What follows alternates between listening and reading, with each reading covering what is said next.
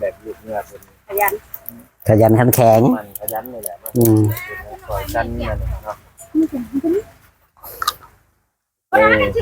มีน้ำใจมีรางวัลให้ป้าโทษคือดีแท้ใจเนื้อสร้างกับลูกเป็นว่าให้สร้างเป็นแล้วก็ได้แล้วได้รางวัลใหญ่ไปแล้วมั้งอ่ะเราหลับรางวัลใหญ่แล้วเนาะรางวัลใหญ่ก็ยังบ่เบิดจับยังเป็นหนี้ได้รางวัลใหญ่แม่ยังเป็นหนี้ดีแล้วมันค่าสร้างยังบ่พอค่าสร้างนะครับ2,500 บาทผู้รักผู้ใหญ่เป็นเขาบุญมาส้มเนาะว่ามีกำลังหรือว่าจะสมทบ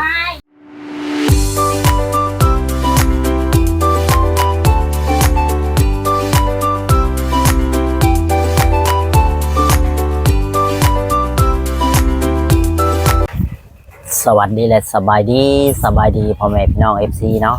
วันนี้ก็อยู่ที่บ้านน้องร้อยอีกแล้วพ่อแม่พี่น้องเส้นเก่าเส้นเคยมาเลยเนาะเรามาเจอกันได้เดินทางมาฮอดเทือนฮอดชานเพิ่นเป็นที่เรียบร้อยพ่อแม่พี่น้องเนาะอย่างไรก็บ่าวลาวมีอย่างสิให้ทั้ง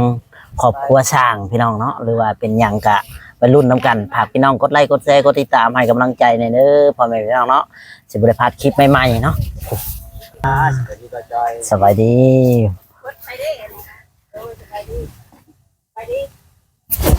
ลอยเห็นได้ไหนสบายดีอ๋อ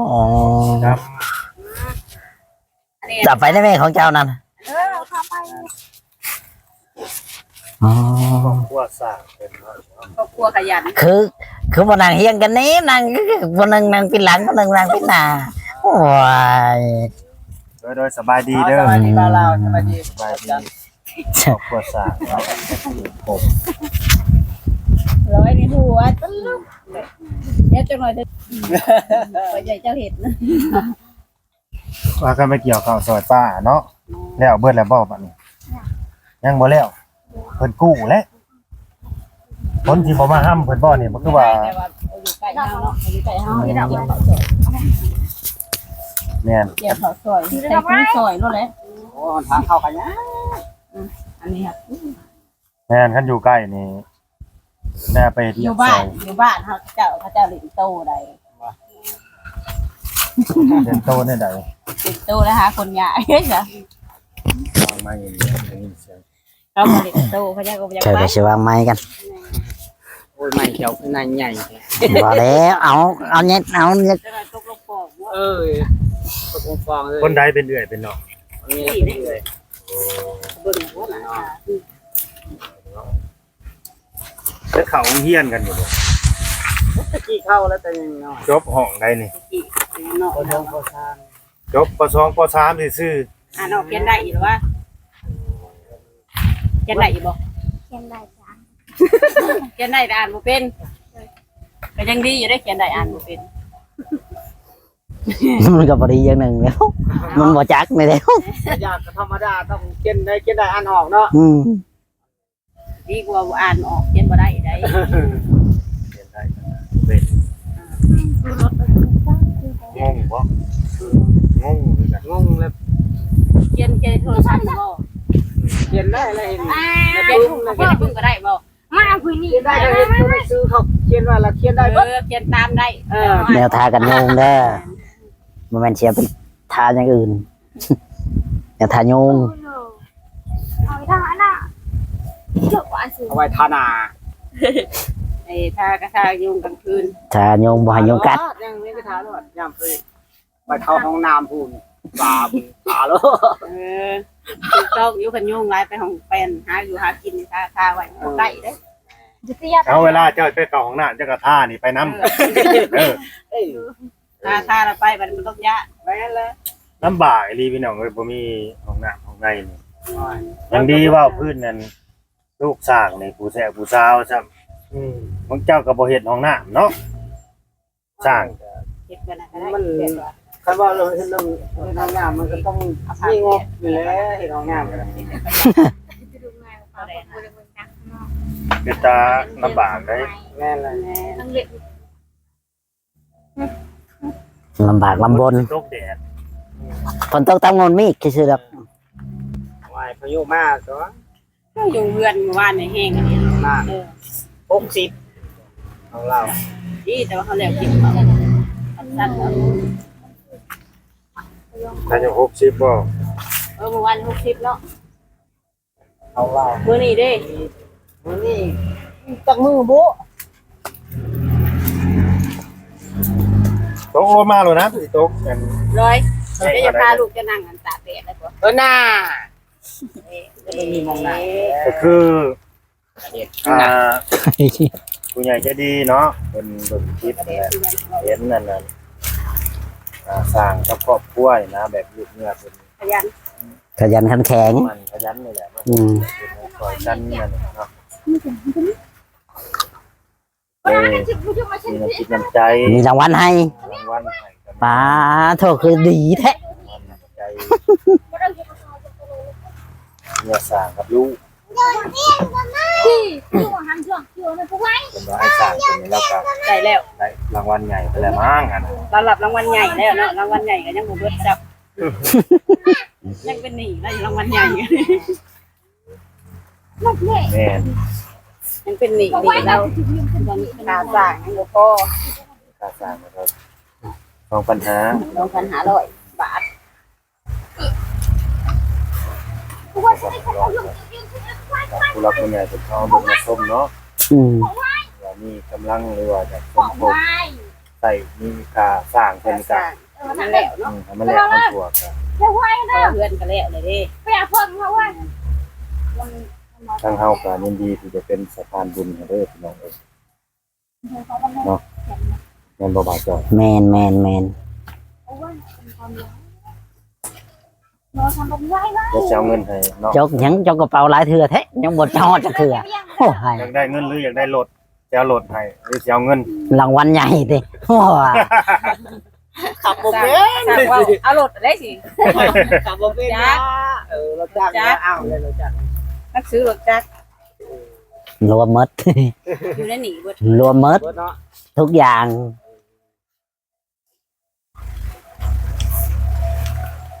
ให้ก่อนนับบ่ อ๋อบ่หลายปานนั้นดอกบ่จ้อย เด้อ นะน้ำจิตน้ำใจเนาะ หลายปานนั้นดอกถ้ามาหลายก็สิให้นับซอย เดี๋ยวมันหลายที่นับซอย เป็นน้ำจิตน้ำใจเป็นให้อะไรก็เอาน่ะเนาะ อืม นั่งร้อยก็อยากได้น้ำบ่จักให้มานั่งเบิ่งตามันเนี่ยเอาอยู่บ่นั่งร้อยจักก็ดิ เอาสิ เอาบ่ลอย คิดก่อน บ่ได้เด้ผัวเจะบ่ได้เฮ็ด ขั้นตอนไปบ่คืนเนี่ยมันก็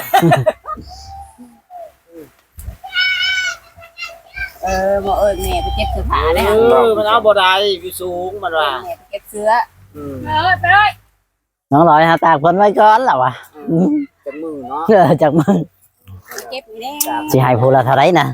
ป้าเท่า 300,000 นายผู้500 บาท โอ้ กูละ500เอาไปซื้อบัตรเติมเงิน แม่นี่ไว้ชื่อหยัง หรือว่าไว้ซื้อกระแป้งกับครีมเลยบูแสกบูสาวเนาะ สิ้นในล้านนั่นนะ แม่ซื้ออีกเป็นนัวบ่ แม่ก็ไว้ชื่อกระแป้งเด้อ แม่ย่าไปซื้อกระแป้งทำบ่เหลือทำบ่เหลือใส่ในครอบครัว มื้อนี้ได้เงินเข้าเท่าได้แหละแม่นุชไปหากิโลน่ะได้เท่าได้จักพัน เล แล้ ยว ไปขุด ได้ ที่ ไป รอด คุดจิรอซ้ำเลยบ่ได้ไปคุด โอ้ บ่ มันบ่ได้ไป เอาไปคุดเมื่อวานนี่ตอนแรงได้ขายบ่ เอ้าก็ ได้พอได้กินจิรอก็จักมื้อได้จักเนาะ มื้อเจ้าว่า เจ้าสิ โอ้เคยสิได้ หลายมือเติบอยู่ ลายมือเติม เกือบครึ่งเดือน พูดแล้ว 300,000ขนาดมื้อหนึงก็สุดๆเจ้าได้จักเท่าไหร่ สูงสุด พูด จะ ถึง หา ว่าแม่นสูงสุดคุณบอกว่า20,000บอก15เท่านั้นแหละ15,000 ก้อยนี้ มื้อละ5โตะ50โตะก็ยังสิ อย่าว่าสิหลอกบ่ตายจักโตจ้ะ เพราะว่าพื้นว่าไปขุดนี่นะ ก็คันตั้งใจก็สิได้อยู่เนาะ4-50ตัวย อมได้จิหลอกทางบ้านมันก็ แม่ หลาย เก็บไปอยู่ในห้องมองข้างใหม่แห้งแล้วบ่ได้กินดอก ทางพูนทางถนนขาดนะเขาไปหาเหยื่อเอากลางคืนนี่เอาไปหา เนื่องแล้วมันคือเฮ็ดได้ อ้าวมันออกเนาะแล้วก็เอาเสียบสับหลัดแล้ว มั มัน น ห้อง เล เวย ลามันห้องอ่ะ มันห้องมันก็ออกนอกดิ มันคัน แม่ใช่บ่ มันออกนอก มันออกมาอยู่ควยนอกอยู่ลูกควยพี่บ่ เอาเสียม ที่ห้องก็มีแต่ตัวผู้เท่านั้นแหละ ตัวผู้ตัวแม่มันก็ออกเบิดเลย ออกมานำกันบ่ มันก็ห้องคือกัน อันแบบนี้เฮาก็สิไปเยื่องกันเอาคือบ่ได้สิบายมันจะบ่อยากขุดบ่เมื่อยเนาะ มันก็บ่ง่ายกันได้อย่างนี้ อยู่ บ่ง่ายแล้วมันเฮคือกัน เด้ เด้ อ อ บอกก็เกิดมาไปเยื่องกิโล มันเห็นแสงไฟเฮาเนี่ยมันห้อย เคยเป็นยังอยู่อันนี้ มันแลนเขานี่ แม่นบ่มันก็ขนาดคือกัน มั เนาะ นเฮคือกันได้ ลูกสาว จะเอากับเมียเรา บ่แม่นว่าพื้นลูกแล้วนะมีแต่ผู้หญิง เดี๋ยวบอก แล้วเราก็ได้ลูกเคย พ่อแล้วบ่บ้านนี่เรื่องลูกเรื่องเต้านี่ พอแล้ว เดี๋ยวลูกเป็นสาวแล้วเนาะ พ่อแล้วเนาะ เฮ็ดมันแล้วเฮ็ดมันก็จากนั้นแม่ เดี๋ยวว่าเสียใหม่อีกเอาลูกชาย สัมพ่อสารเฮ็ดมันกับสารพ่อแห้งเนาะตั้งชื่อแล้วก็ทัน โอ้ย เออแพงบ่เฮ็ดมันน่ะ โอ้เฮ็ดแต่กี่4-5 ปีแล้ว อืม 7 ปีเลย พอ FC เพิ่นแนะนำให้นางร้อยก็ไปเฮ็ดมันคือกันนะ ไปเห็นมันมันต้องกันเกาเว้าเขาเดือนมาเลย บ่นั่นน่ะ แม่นบ่ บ่ เจ้านั้นได้ลูกเลย ได้ลูก เลย ไป บ่ เฮ็ดเลย เจ้าไปเฮ็ดอยู่ไสน่ะ แค่ก่อน กินกอก เออ เราไปคลอดลูกเห็นเลยแล้วมันสบาย มันสบาย สบาย มันง่ายเหมือนนะ สีง่ายแล้วก็จะได้เถื่ออีก อุ้ยเฮ็ดมันนี่เว้าขอโทษขออนุญาตนำเด้อพี่น้อยแม่ก็จะเอาหมดลูกออกบ่ แม่น ว้ายก็ยกออกเบิดเลยพี่น้องเอ้ยนะ กันตอนเขาได้ลูกหรือใครได้เขาสิได้เจ็บไรเถื่อ แม่น กันถ้าไปเห็นใหม่มาแล้วก็ มันพาว เจ็บบริเวณสิ่งง่ายๆเด้อเห็ดเป็นมันนะเนาะคิดไปซื้อดอกแต่เขาก็เคยเห็ดดอก 3 ปียังบ่ได้ดำน้ เนี่ย แม่ แม่ จะ จะ บบ อ อก ก เรื่องนักได้ ำบ่ได้เฮ็ดเวียกนักเด้ย เออ คอยได้ยินเขาเว้าซื่อๆนี่ คอยก็บ่เคย เรียกนักบ่ได้อีกยกนี่ก็บ่ได้อีก บ่ได้ แบบนักนะว่าแบบนัก 3 เดือนบ่ได้เฮ็ดเลย อย่ามันลูกกันนะบอกอย่ามันลูกนั่นลูก มันรู้ อย่ามันลูกเอากับบ่ฮู้คือกันนะครับเคยเห็น คือกันกับเขาฟังเข็มนั่นแหละกระเจ็บเลย ทั้งเข็มนี่ได้จ้ะ กันเฮ็ดนักกระเจ็บกัน โดยเด้อ ถ้าไปพังในใดเข็ม เขาพังก็เจ็บเส้นนี้แล้วนั่น เสียบคาไว้ ทาไว้เลย มันบ่เจ็บ 3 ปีแล้วไปเปลี่ยนบัดนี้เอาตัวใหม่ 3 ปีแล้วเปลี่ยนเข็ม ฉันมันสิเป็นขี้เหนียวอีกสนิมนะ เป็นอันนั้นเนาะ งาน มันคืออยู่ลูกได้จังไดมันคือบ่ บ่ฮู้คือกัน เขาต้องมีวิธีมันตัว เนาะ ปั้นกัน งงได้เข็มมาพันพี่ว่าบ่ได้ลูก แม่น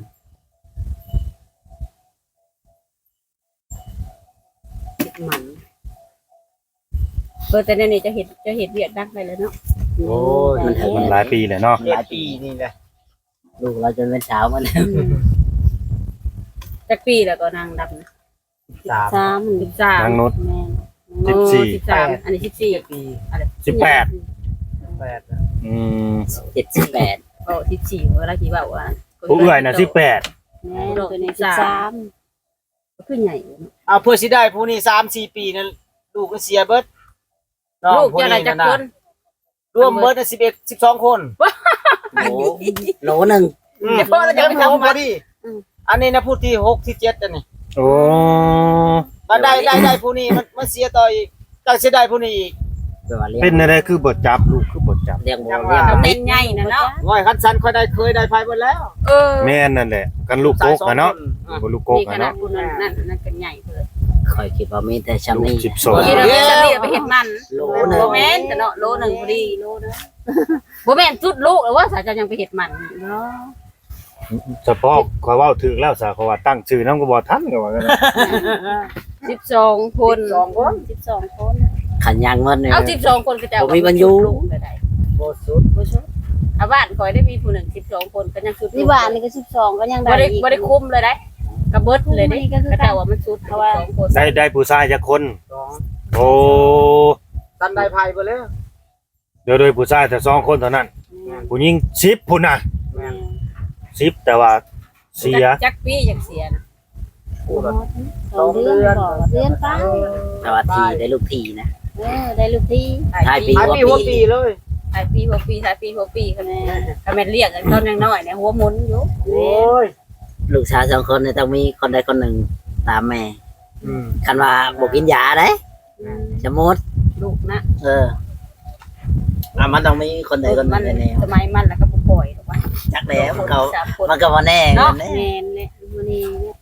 เพราะว่าบ้านเขาบ่ค่อยได้กินนะ เจ้าลายอยู่บ่เจ้านั่งนน เว้าก็ได้นะ โดยเฉพาะนี่อยากได้หลายคนเลย ว่า อ๋อ ตรงนี้เราอยากได้ลาย แต่ว่ามันบ่อยู่ท่านโอ้ สบายแล้วเจ้าละนั่งซี่ มัน อ ดั ย่าง งเดียวโลด มันสบายเฮาบาดแล้วเนาะ แบบนั้นเนี่ย แม่นอยู่บัดเขาใหญ่น่ะ ก็ต้ ต้ อ อง ง น้ ไป อย เบิดหา ลำบาก ทำคือสมัยของมือนี่เอาก็สบาย แม่นอันนี้คือเราคิดไว้คิดบวกไว้เนาะไว้คิดการไกลก็แม่น คิดการไกลคิดในอนาคตลูกใหญ่ดูสิได้สบาย แม่น สาเหตุที่เขาเจ้ามีลูกหลาย นั่นๆๆ คือมีลูกหน่อยนี่แล้วได้ แต่เขาก็สิอดสิหิวแหละตอนยังน้อยนี่ เขาใหญ่มากแล้ว เออ ท่านพ่อแม่แบบว่า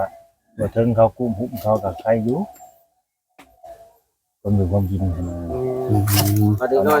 ใหญ่ๆน้อย ความอยู่ ก็ ความ หา กิ กัน น ได้ นี่ตาห้าหัวนั่นเลยเนี่ยมันบอก ลูกสาว2คนนี่บ่คิดจังไห้ไปทำการทำงานกรุงเทพเนี่ยบ่ ว่าแล้วแต่ลูกเด้อค่ะลูก อยากไปอย่าบ่นางนนท์อยากไปคือกันนางดำก็อยากไปอยู่บ่มีความคิดว่าอยากไปหาเงิน คนนี้คือสิบ่แล้วคนเบิ่ง ลูกสาวหล่าซะนี่เนาะ แม่ คอยคือสิว่าบ่แล้วคนเบิ่งสักคนหนึงนะ นี่อยากไป อืม แต่ว่าแสดงว่าอยู่บ้านเฮาก็ยังบ่ได้เคยไปเฮ็ดเวียกอยู่ไสเนาะ ไปแล้วเวียงไป โอ้ไปฮอดเวียงเลย แม่น ไปเฮ็ดเวียกยังอันน่ะ งานบ้าน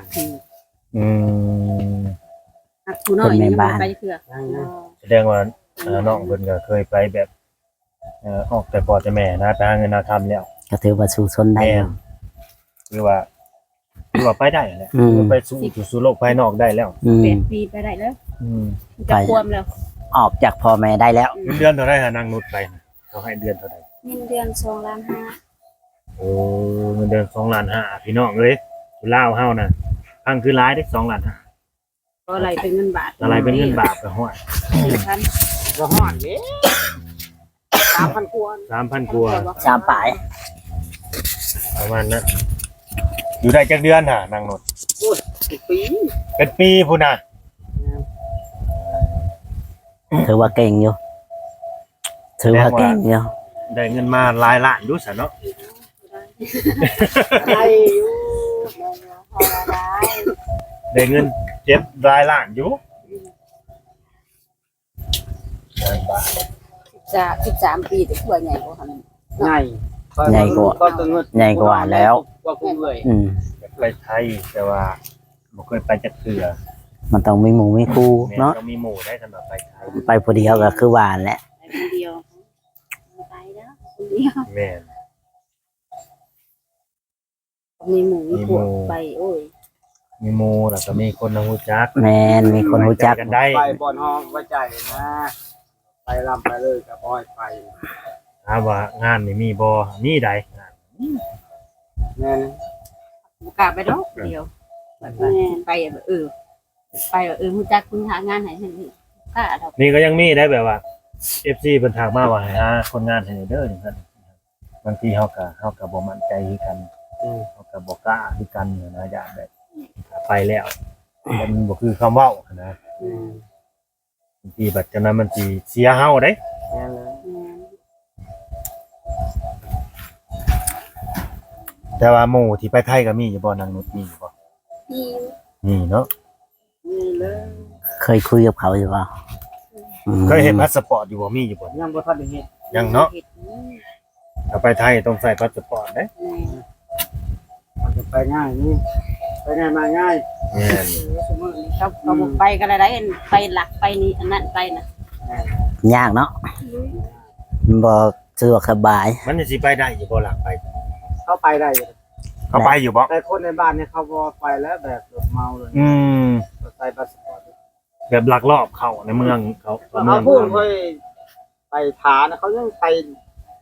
เขาลักไปเดี๋ยวนี้เลย ดักไปก็ไปเฮาต้องไปอยู่น้ำพัวน้ำสวน อืม คันแบบนี้แหละเขาก็สิบ่ได้เห็นอย่างอีกแบบนี่ไปทางใดก็ลำบาก แม่น ไปหยิบบัตรดีกว่าหั่นไป เอาสมมุติแน่นี่เด้อก็มี FC เพิ่นเข้ามาเบิ่งมาส้มนี่เด้อเขาสิถาม จ้า เพิ่นอยากได้แบบไปอยู่ในบ้านในหยังเพิ่นอยากไปเลี้ยงนอกหรือเฮ็ดงานงานบ้านนำนั่นนี่นะเอาเพิ่นติดต่อมานั่นนี่คืออยากได้นางนุชเนี่ยไปซอยเลี้ยงในครอบครัวนั่นนี่นะไปเป็นแม่บ้านบ่ขายเครื่องบ่หรือว่าเลี้ยงนอกนั่นนี่ให้เงินดับเงินเดือน กินนั่นนี่ก็มีนะเจ้าสิให้ไปบอกไอ้นุช ไปแล้วลูกใครสิไปก็ว่าสิบัตร ให้ไปเลยพี่น้องแล้วไปอยากให้ลูก พันว่า หาเงินหา แบบ คำ นี้ไป ให้ไปเราอะอยากให้ลูกไปนี่แหละพอได้น้ำบ้านน้ำเมืองหมู่เนาะพอได้กินได้ใส่นี่แหละ อืม ขั้นว่ามีเด้อพี่น้องเด้อ FC บ่าวลาวเนาะผู้รักผู้ใหญ่เนี่ยถ้าว่าเบิ่งแล้วนะความแบบเอ็นดูเมตตาน้องเพิ่นอยากได้ไป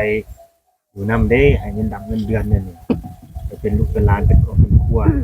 อยู่กันแบบครอบครัวนะให้งานบ้าน ขายของเนาะ ขาย เครื่อง ขนมข้าวต้มว่าไป ติดต่อมาเด้อพี่น้องเด้อ อืม มาว่า ถ้ามีแต่ คุย ผู้ชายผู้เดียวก็บ่ไปเลย นั่นแหละ ติดต่อมาว่ามา ต้อง คุย เว้า มาลง ละเอียด โอ้ยมีผู้ชายก็ไปให้ไป หรือว่าอยากไปเป็นเจ๊ก็ไปจักแลเลยเนาะบางทีแล้วแต่ดวงวาสนาน้องได้เฮ้ย อยากเป็นอยูวเจนะ แต่ว่าเฒ่าแก่ก็มีได้นางนุชขึ้นอยู่กับวาสนาเฮาได้ อันนี้มันก็แล้วแต่ เฮา บุญ สิ เนาะ เฮาสิพาเอาญาติบ่ได้ได้ผู้มือนี้มันต้องกล้า แสดงออกเนาะ กล้าเสี่ยง กล้าเสี่ยง ลองที่เบิ่งเด้ เผื่ออนาคตข้างหน้ากับโบแน่นอนกันนี่ กันเฮาญาติเฮาก็ได้แต่ญาตินะ แม่น เรากับผู้คือกันอนาคตมองบ่เห็น พี่น้องเอ้ยก็ตามนั่นแหละเนาะบ้านนี้ก็คนที่เพิ่นฝากเงินมาให้เด้อสิให้ขอบคุณเพิ่น ขอบใจ ผู้ใหญ่ นะ ใจะดีขอบใจเพิ่นนั่นแหละเพิ่นชื่อพี่แมรี่อยู่ไทยพี่แมรี่ก็เพิ่นเห็น ขึ้นหลัง พวก คา เจ้าเนี่ยเป็นลังคาแล้วก็เฮ็ดเรียกกันสามัคคีกันนะก็เลยน้ำใจ น้ำใจเนาะขอบคุณเพิ่นชื่อแมรี่พี่แมรี่ หนุ่มเมืองน้ำกันนะฮะ ใจเด้อไม่ดีเด้อก่อนอายุมันก็ยืนเด้อ โดย ธนาสิ่งใดขอให้สิ่งนั้นกับหน้าที่การงาน โดย เอาเล่ากันเอาจอย โดย ทุกคนใช่ โดย สาธุโดย เนาะ ข้าจัด โอเค ผมไม่พี่น้องเนาะถ้าผิดพลาดประการใดก็ขอโทษขออภัยนำเด้อสวัสดีและสบายดีพี่น้องเอ้ยบ๊ายบาย